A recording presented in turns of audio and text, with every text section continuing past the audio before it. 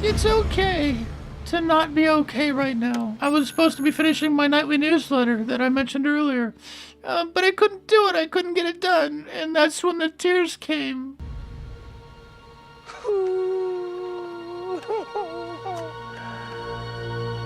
What's going on, everyone? Jeremy here from The Quartering, and as you know, this is also, just like my buddy Sticks, a no black pill zone, meaning we will stay confident, we will stay positive, we will do the work to make sure that, well, we have the best chance of not living under communist Kamala Harris's rule post November 5th this year. But the media is telling you a lot.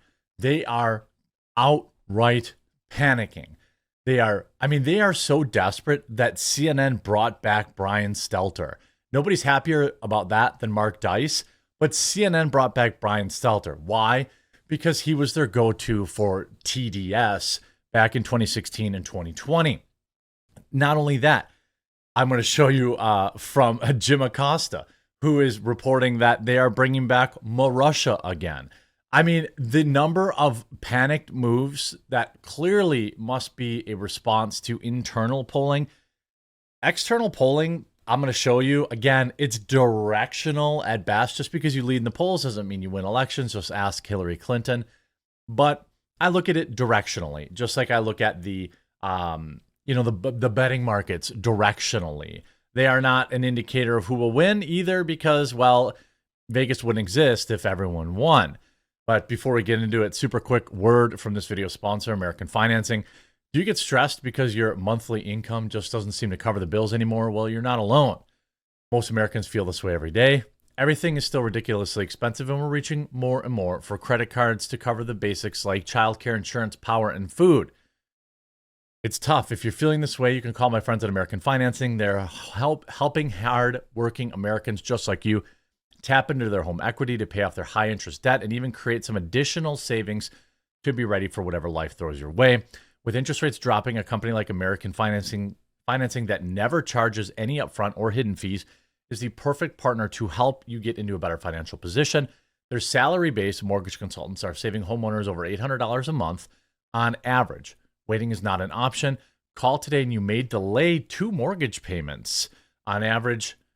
Two more mortgage payments. 888-879-6460. That's 888-879-6460 or AmericanFinancing.net/quartering. Both will be linked in the description below. Let's get to some of the panic. First of all, this morning, JOLTS came out. And I know that there's like a million different reports people could follow. And, what does this mean? What does that mean? Well, JOLTS is an acronym for Job Openings and Labor Turnover Survey. It's done monthly, and it's basically data on job openings, hirings, and separations in the United States. Of course, it's run by the U.S. Bureau of Labor Statistics, the same bureau that is always saying, look at all these jobs that were created last month.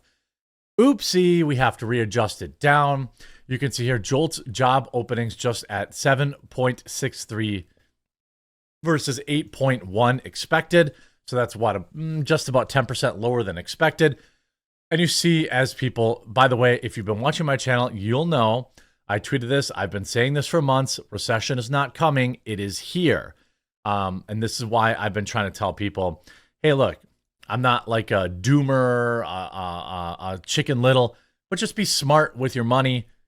Build your savings between now and the end of the year, whatever you can. Make smart decisions, at least until after the election. Don't, for example, I've talked about at length that I really want to build a studio. Well, that's 100% on hold for at least the next 6 months. Then we see, on top of that, we've got some epic clips too. And we've got Peter Ducey absolutely epically. Here you go, Glenn Greenwald. Not just breaking, but exclusive. Only forgot bombshell. Anyone who paid the most minimal attention to politics in the last 8 years would have known this would happen. Dems blame Russia for everything, even pro-Palestinian protests. Jim Acosta, who is one of the worst douchebags on the planet, by the way. Exclusive breaking news now on CNN. Biden administration to blame Russia of sustained effort to influence the 2024 election. I mean, give me a break. They did it in 2016. That's why Trump won. Well, they must have done it again in 2020 because why wouldn't they? Oops, Joe Biden won with 81 million scoops of ice cream. Okay. And then now in 2024, it's more Russia. In 2016, it was more Russia. Well, where was more Russia when Barack drone Obama, who bombed more brown people than anyone in history, as far as I know, where was more Russia then? They're literally so panicked that they're going back to the old stuff. You know, they're like, oh, let's go back to the more Russia thing. Let's go back to the Brian Stelter. They're literally bringing back Brian Stelter. Brian Stelter back at CNN 2 years after he was fired during network shakeup. Yes, really. By the way, this guy, Brian Stelter, is not even 40 years old, just so everyone knows. Journalist, Brian Stelter is returning to CNN after he was fired more than 2 years ago. Yes, really. Stelter, 39, said Tuesday that he announced he will be the lead author for CNN's reliable sources. I mean, what happened to CNN trying to be neutral again? You know, that was a thing. They were actually trying to be neutral, allegedly. You're bringing back Brian Stelter, one of the least trusted people, one of the least trusted faces on TV. Jim Acosta, Brian Stelter, Anderson Cooper. I can't think of somebody that has less trust value. All this tells you is that CNN is like, oh my God, we're going to lose the election. Let's pull out all the stops. So they're going to float the Russia stuff. They bring back Brian Stelter. Why? Well, if we look at the betting odds right now for Donald Trump, he now has his biggest lead against Kamala Harris. Yet at 51.9 to 47.1, I view these as points, not cents. So it rounds up to 52.47. It's a 5% spread. Again, it means absolutely nothing. I have told you, and I have told many people before, Donald Trump, while Joe Biden was running against him, was a 73 or 74% favorite to win. I'm not getting excited about being up 5 points. Obviously, Kamala Harris is dropping. The real number is, 4.8 points between them. But this is trending up. This is, I believe, about to be the biggest lead that he's had against Kamala Harris. Kamala Harris, you know, during the Kamala phenomenon in early August, he was actually a 44% dog. So Kamala Harris was leading by 10 cents during that rate. You can see the second Joe Biden drops out, where Trump was like a 72, 73% odds-on favorite to win, replaced, cooed out with Kamala Harris, absolutely plummets. There's a massive sell-off to his all-time low of 44 cents. So now he's not even, you know, he's regained about 10 cents of that. But again, I'm not writing home about this, but the media is watching it, right? We have a Fox Town Hall tonight, which I will be live streaming on Rumble. So hopefully you'll tune in for that. A debate that Kamala Harris dodged. But if we look at the actual national polling, Kamala Harris during the period of 8/5 to 8/30, so just call that all of August, Harris held an aggregated polling lead of 1.9 points over Trump. You can see a huge wave of +3, +4 for Harris, just a few and far between Trump positive polls. You can look at this. During this period, Clinton held a 3.9 point lead over Trump. So Harris is trending 2 points behind Clinton, who ultimately lost. So they're looking at that. Also, we can make assumptions that internal polling is not going great for Kamala Harris because she keeps going back to Michigan and New Hampshire and all these states that I was told that she was going to win in a landslide. By the way, let's get to 10,000 followers today. We're only 3,800 short for Tailgate's number 4 Trump. I'm going to put a link in the description and pin the comment. Take a minute to follow it. Trump needs our help. Even if you're not a Trump guy, but you're an anti-socialism person, this is an account that my team is working on for free, donating their time. Then go to tailgatesfortrump.com, which will also be linked. Make sure you put your real email address in there. Click join the movement. We've got exciting things coming. As soon as we hit 10,000, we're going to have some fun stuff going on. I got to be careful. I can't be doing giveaways or anything like that. But we've got some fun stuff to look forward to. put your real email address in, click join the movement, and then go over to, your email address and confirm it. Check your spam filter. Here's Peter Doocy. Yesterday, Doocy not caring at all and asking whatever everyone is thinking is the only thing that makes these pressers watchable. Here's Peter Doocy causing KJP to have an absolute panic breakdown. What sounds like a Southern accent. Wait, sorry. Topic. Since when does the Vice President have what sounds like a Southern accent? I have no idea what you're talking about. Really? Well, I mean, this is... she was talking about unions in Detroit using one tone of voice. Is this something that same you think... line. Okay, Peter. That she used the same line in Pittsburgh, and it sounded like she at least had some kind of a Southern drawl. I mean, do you hear the question that you're... I mean, do you think Americans seriously... Yes. Americans do want to know what's going on with that. Yes. Actually, America does care if their president is a complete and total fraud. Then they accidentally let Vivek Ramaswamy on CNN yesterday, and it was an absolute disaster. You brought up some claims about Kamala Harris. I want to finish that discussion.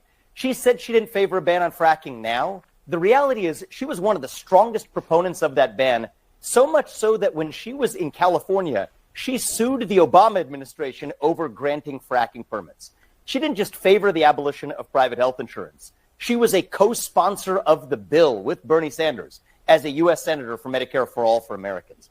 The reality is, when you think about the Green New Deal, she was the chief proponent, not just as a co-sponsor of the legislation, but going further and saying she would end the filibuster in the Senate to ram that through. So the reality is she can say what she wants to say now. Those are actions she has taken.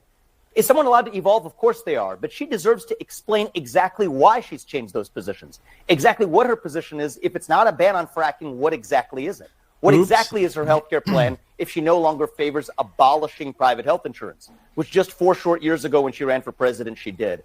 Oops. You can see this. Vivek absolutely destroyed Kamala Harris on CNN over fracking. I cannot believe they didn't cut him off. Here's CNN also panicking about new poll numbers.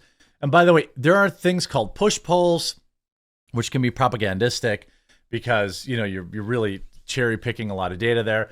There's also the public polls, which again are not trustworthy because they often oversample one way or the other. And by the way, they can oversample the left or they can oversample the right. And then there's internal polls. And these are the numbers that we generally don't know, but we can kind of guess, right, how they look based on the candidate's actions.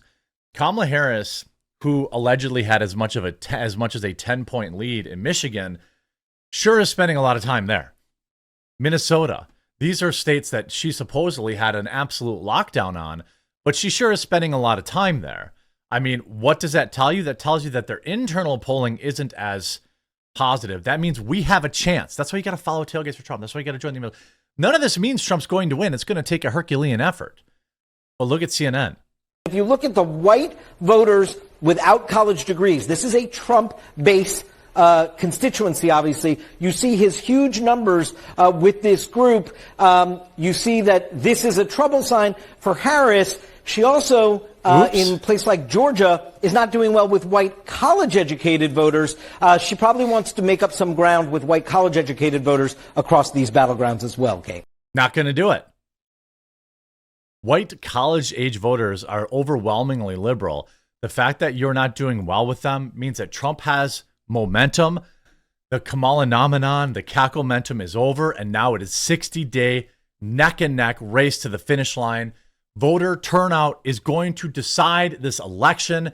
Don't sit by the sidelines and wait for someone else to do it. Follow Tailgates #4 Trump. Sign up to the email address. Get involved.